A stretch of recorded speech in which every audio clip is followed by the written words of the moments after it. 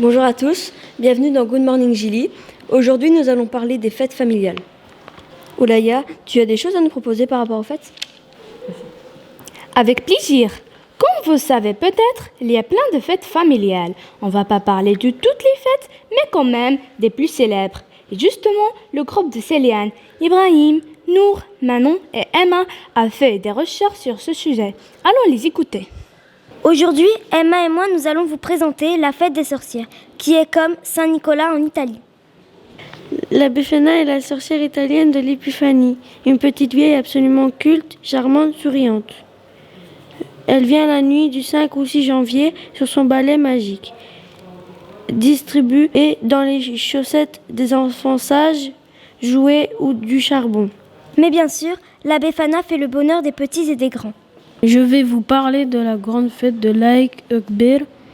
La grande fête du mouton est un moment d'inclusion et de partage de dons. Un tiers de la viande est offert aux personnes pauvres. La date de cette fête change chaque année par rapport à la lune. Je m'appelle Nour et aujourd'hui je vais vous parler de la Marche verte. La Marche verte est une marche qui s'est déroulée le 6 novembre 1975 quand le Maroc est parti récupérer notre Sahara. On l'a récupéré avec la paix. Aucune goutte de sang n'a été versée durant cette marche. Chaque année, des familles se réunissent pour fêter cette fête et passer des bons moments ensemble. Je vais vous expliquer comment se passe Noël. Le réveillon de Noël est une fête familiale. Certains se regroupent à minuit dans la rue, comme à Bruxelles, où des milliers de personnes assistent en famille à l'illumination des bougies à minuit précise. C'est souvent l'occasion de faire un bon repas. Les enfants attendent avec impatience l'arrivée du Père Noël. Merci beaucoup de vos informations. Maintenant, on a beaucoup appris, n'est-ce pas Dylan ? Oui, nous avons beaucoup appris.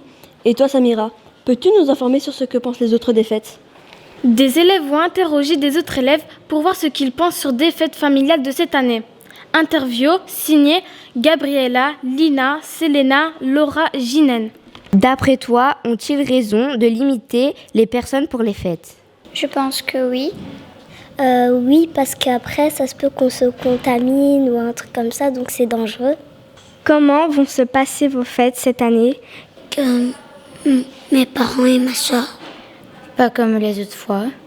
Que penses-tu des gens qui ne respectent pas les règles pour les fêtes ? Qui sont un peu fous parce qu'ils peuvent attraper le virus. Ils sont maladroits et ils doivent respecter ce qu'on dit. Qu'ils doivent les respecter parce que des fois il y a des choses qu'il faut respecter. Penses-tu qu'à cause des fêtes, il y aura plus de contaminés ? Non, je pense pas. Un peu plus. Forcément, parce que après avec les fêtes, on se rapproche plus et après ça se peut qu'il y a plus de contaminés. À quoi sert une fête pour toi ? À se réunir et manger ensemble. À passer des moments avec sa famille. Ça sert à s'amuser et à retrouver toute notre famille.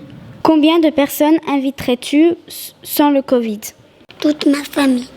Quelle est la fête la plus importante pour toi ? L'anniversaire. Saint-Nicolas. Mon anniversaire. Noël. Le réveillon de Noël. Noël. C'est la fête du mouton parce que chez nous, parce que dans ma religion, c'est une fête très importante. Noël et Saint-Nicolas. Cette année, les fêtes ne seront pas comme d'habitude. Qu'as-tu à nous proposer, Doua ? Le groupe de Iba, Emma, Martin, Alima, Clara, Ismail va parler des fêtes de cette année. Comment allons-nous vivre les fêtes 2020 avec l'épidémie ? On vous écoute. Cette année, les fêtes ne seront pas comme l'an passé. Les personnes isolées peuvent inviter 2 personnes. Le couvre-feu pour le 24 et le 25 décembre commence à minuit et se termine à 5 heures du matin. Les règles ne sont pas les mêmes pour Nouvel An. Les feux d'artifice sont interdits dans toute la Belgique le 31 décembre. Par le passé, les fêtes ont déjà été perturbées par les guerres. Smaïn va nous raconter l'histoire d'un Noël un petit peu particulier. Je vais vous parler de la trêve de Noël pendant la Première Guerre mondiale.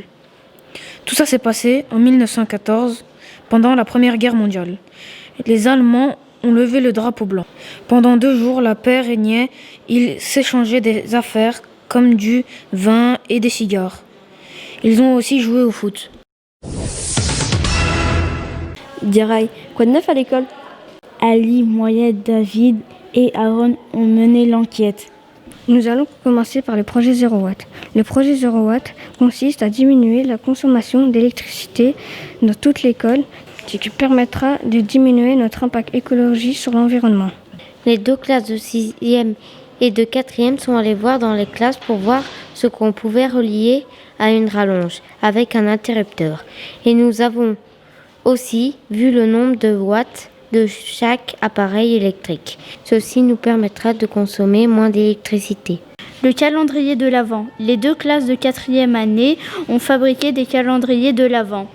Ils sont allés au Home et à l'hôpital Saint-Joseph et ils ont été remerciés par des applaudissements et des photos qui ont été publiées sur des réseaux sociaux. Ceci est une preuve que l'école Gilly Centre pense toujours au personnel soignant.